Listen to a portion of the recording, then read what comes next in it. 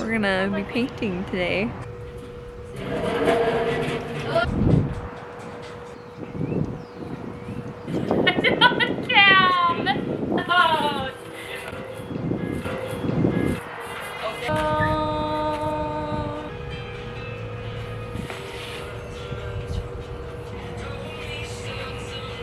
You just put it where we're working. Maybe we'll paint this. Maybe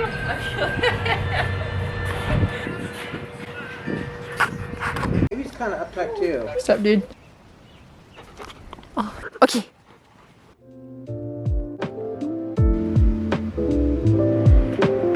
Hello. You're just too tall.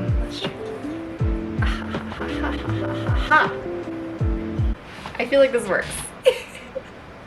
So I'm currently doing this with my apartment door open to let in the natural air. We're gonna be hearing lots of neighbors probably coming by while I'm filming the video in the doorway.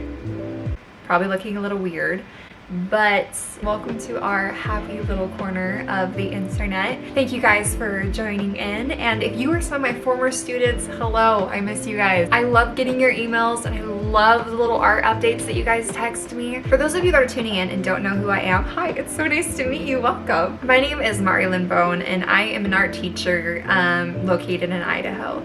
This video is for my students out there who are hoping to get a little bit of art in during this time. And just because life has stopped doesn't mean the progression of your art journey has to stop. That's what we're going to be diving into today, is 5 ways to continue being an artist during quarantine. If you guys follow along, I would love to hear back from you. I have my social media links down below. Please feel free to like and subscribe, and so that way you guys can be updated when I post the next art video. Number 1, study artists you like.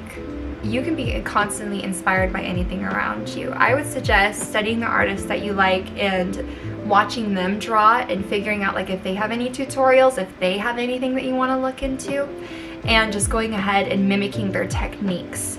Now, the reason why this step is so important is because there is so much art and so much knowledge out there. You guys need to take the time to figure out what you like to do and what you like to focus on and figure out who you want to be. Suggestion number 2, a doodle a day. Doodling and drawing and just making sure that you're consciously practicing your hands. Your hands and your drawing works like a muscle. You want to get to the point where your brain just knows exactly what you're trying to draw, and lines get easier and you get more confident. Now the main way for this to happen is to just practice doodling. Just get a doodle book, get a sketchbook, and don't be afraid to just draw. Now, what to draw? That's a huge question. Things that inspire you from other artists. You can look at the world around you and be inspired. You can look at nature, you can look at your siblings, ask them to sit still for a little bit. That's a great start. Number 3, YouTube how-to draws.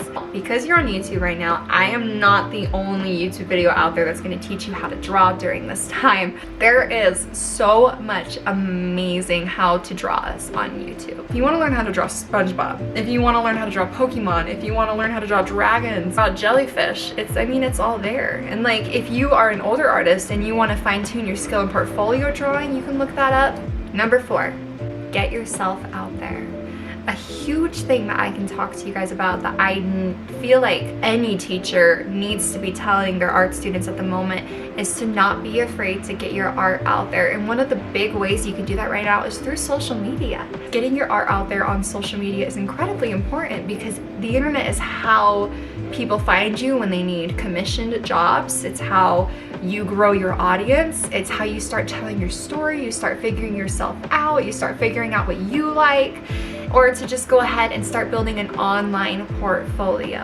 And it's a great way to start building your life as an artist, is by building it on social media. Now, the last one that we're going to be talking about is number 5, which is living like an artist. Living like an artist, not something that happens on the outside, it's something that's happening on the inside. An artist is someone who is constantly creating and looking for ways to create. This creating can be an outlet for how you feel on the inside. It can be a way to provide happiness for those around you. It can be a way to extend yourself and to tell your story to your friends. Being an artist on the inside means creating. And a great way to practice that creative process is by doing art. And a great way to practice being an artist is by constantly creating the world around you and constantly creating how you feel about the world. Art is an extension of who you are. Now, that was it for my rambling part. Now, these quarantine buddies are gonna be just these fun little blobby creatures. When I say a blobby fun little creature, I mean like we're drawing blobby fun little creatures. So step one is the body. Now for your body, you can go ahead and I would say there's a solid pear shape. Amazing. Or you can do like a really long beanstalk shape, or like a fun little like a rainbow shape. Basically these guys look like happy little jelly beans. Now the next step for drawing your quarantine buddies is eyes. Some eyes I would suggest is even like these funny evil, I wouldn't even say evil, but look at that. I don't even know what to call that, but I think that's hilarious. I mean, to build eyes, you just kind of need a circle inside of a circle. I might make these eyes like one eye very different than the other eye, kind of like a funny little monster. And do the circle inside the eyes. I might even do a third circle. Look at this guy. He looks like he's having a really rough day. And then this one over here, I'm gonna give him like nice happy eyes because these other ones are weird and kind of scary looking. And this one's just happy and tired and sleepy, wants to take a nap. Look how cute. Now let's go back to our beanstalk friend. Let's give him some like little just like stick legs. That was actually, I can do that a little better. Happy little peg legs. Look at your huge. Give him arms. I'm gonna give him like weird antennas. But these two are doing great. I want to do a mouth that's kind of like, I'll draw it out like this. And I would say for this project, I want you guys to like challenge yourself to do like less lines. I'm gonna color in the mouth with a marker. It's so cute. Okay, now for this guy's mouth, I feel like he has teeth. Let's draw a second mouth, like this is its lips. Like, it's like a potato with a mouth. Probably gonna give it little teeth and then color in the space that isn't its teeth. Please, please, please draw your own monsters and send them to me. I really want to see what you guys do. I'm gonna give this guy a flower for a belly button because he's got these weird arms. I'm gonna do another flower. I'm gonna have it look like a flower is like sprouting from her head. Look at that. I'm gonna give her a very fun little mouth, like just like a, Does she need legs, or can she just be like a hovering ghost? Maybe I'll do like a shadow to like represent where she's floating. Happy little ghost that's just floating. 10 out of 10. Okay, this guy like needs antlers. Dang it, I'm giving him antlers. And now it has antlers. This is squad goals right here. And now I have like my 3 really fun little quarantine buddies who I think are so cute. Now, we took something like this quarantine experience and we put it into art. Art is a great way to express how you feel and to get it out and to maybe create little quarantine buddies.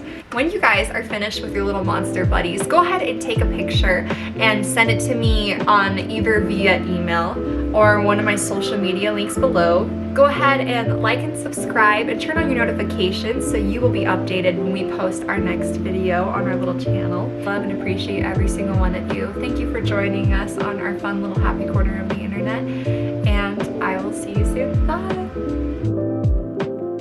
Bye. Some of them is